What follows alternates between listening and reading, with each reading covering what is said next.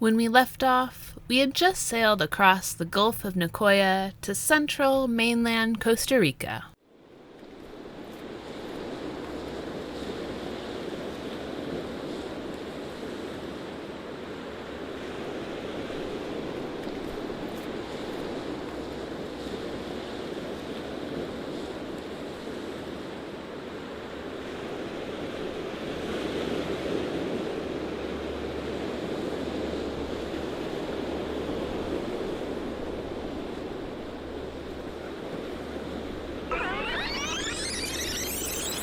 Let's begin.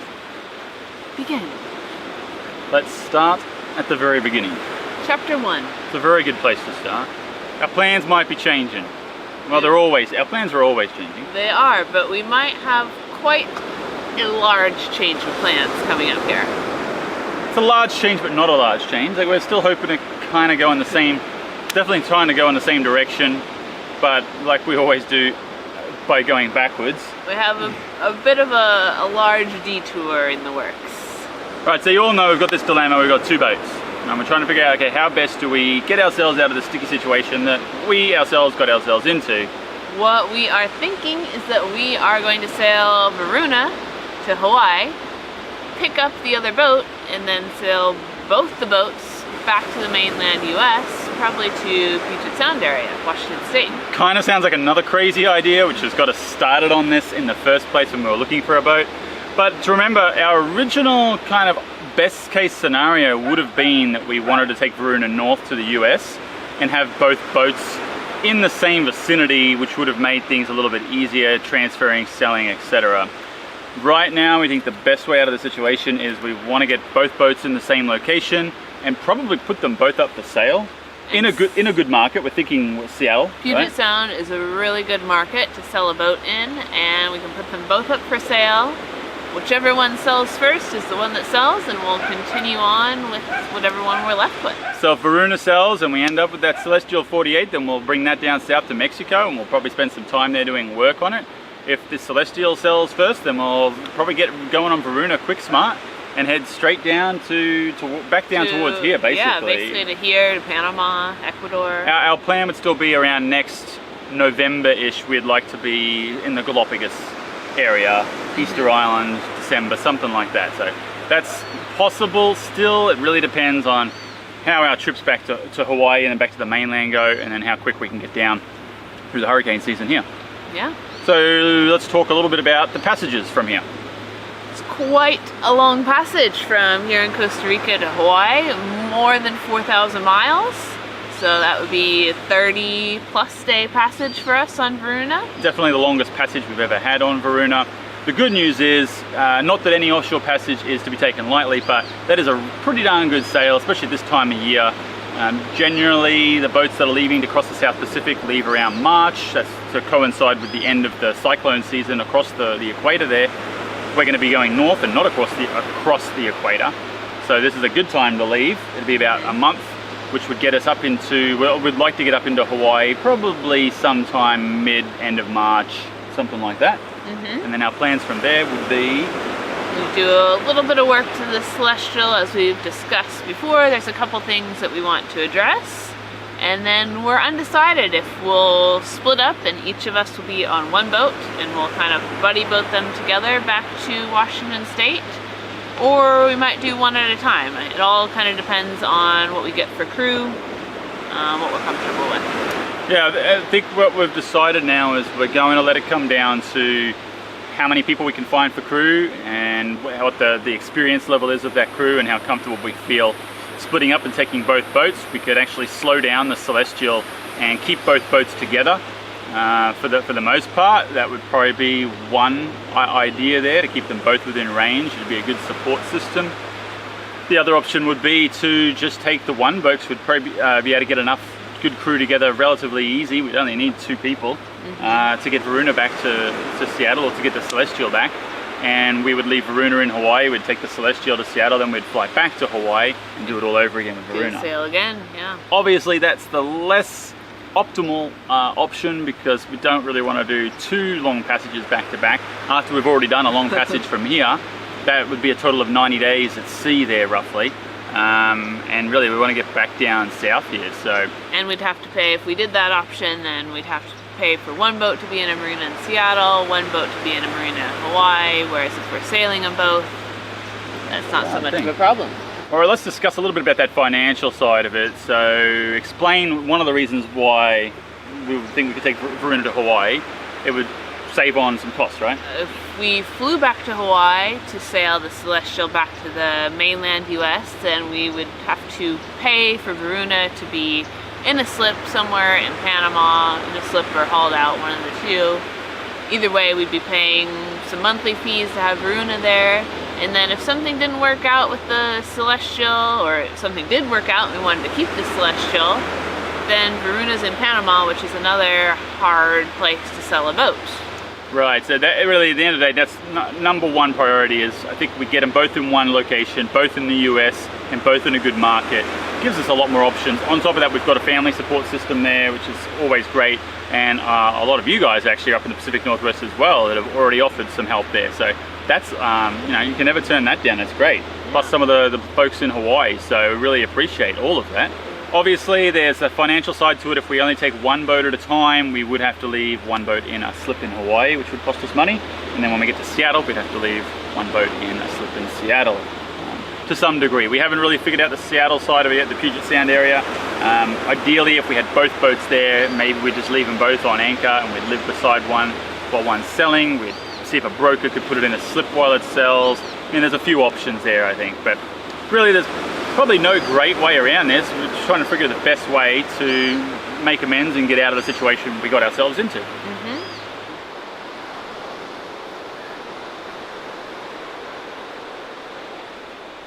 Although this may be a bit of an unexpected twist in our adventure, we hope this gives you a bit of insight into our thoughts and needs as we ourselves make sense of this new plan.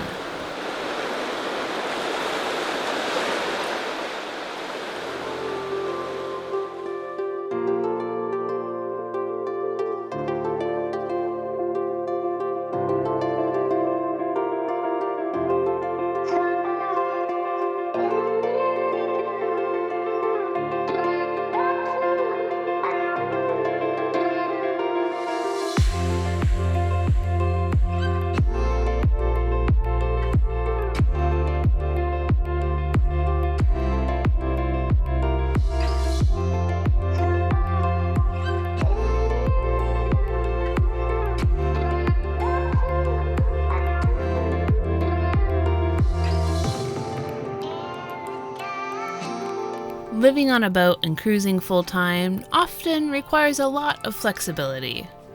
As the saying goes, plans are written in sand at low tide.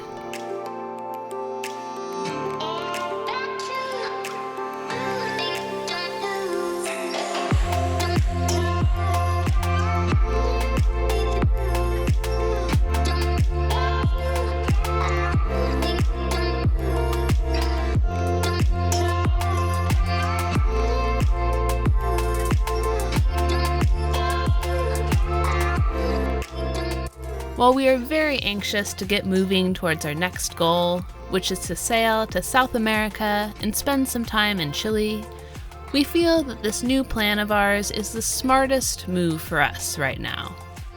And even though the boat purchase already put us a year behind schedule, South America will still be there. And there's no such thing as schedules in sailing anyways, right?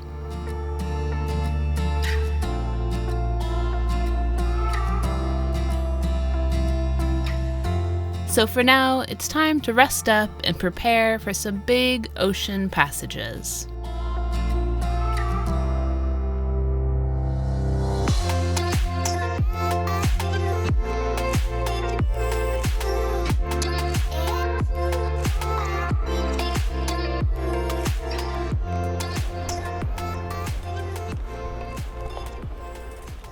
We got a little tip that there might be a ferreteria about 10 miles north here in Punta Arenas that might have some marine supplies, so Hillary's going to try and give them a call. It is like 5:30 on a Saturday, so they might not even be open. And look over here. Yeah, sailboat pulled in just before, and that is the first cruising sailboat that we have seen in quite a while, definitely since check-in in Playa del Coco. Oh, fish are going crazy. Fish. What the heck? There's some food there. Yeah. Anyways, there's tons of charter, sunset sail type boats around. We have not seen another cruising sailboat with people actually living on it, cruising, since we checked in Playa del Coco more than a month ago? Quite a while ago. And now we're just watching this beautiful sunset.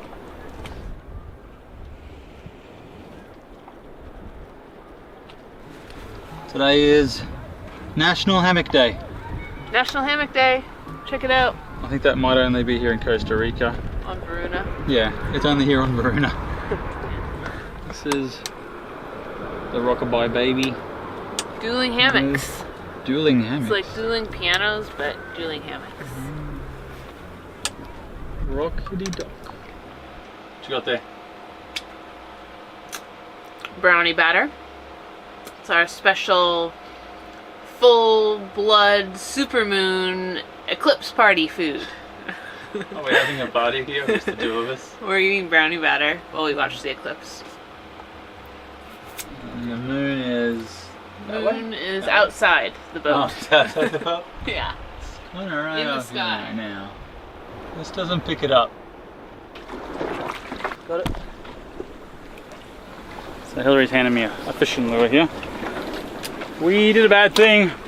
Since the wind died, we started up the motor, we checked the dinghy line, which we're towing, but we didn't have a look at the fishing line. And the wind died and we completely floated back over our lines, and when we started the motor, both our fishing lines wrapped on the prop. Hillary jumped in real quick. She's going to see if she can unwind them, otherwise we'll have to cut them. But we're on a bit of a lee shore here. There's a rocky point right there, and we don't really have any wind, so I'm going to see if I can sail us out of here.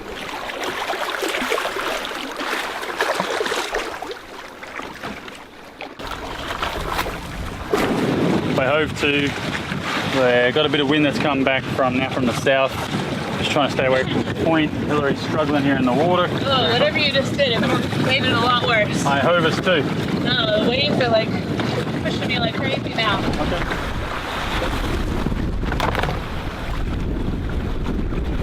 Ah! Kids, don't try that at home. Seems like a weird way to get on the boat. I'm confused.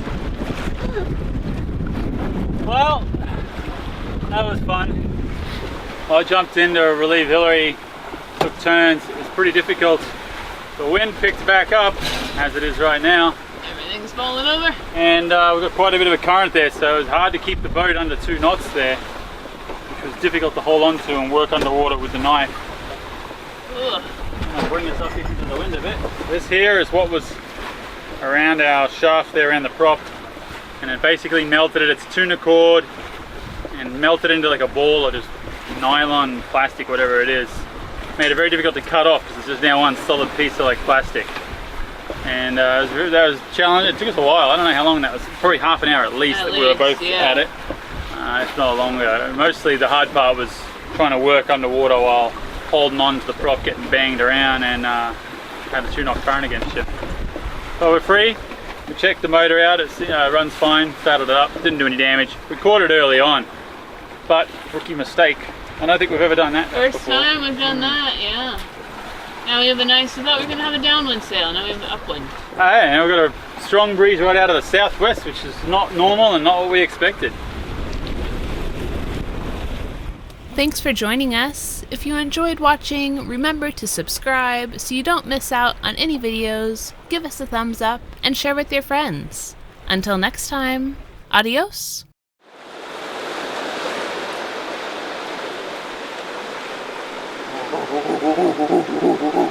Let's start at the very beginning. Chapter 1. It's a very good place to start.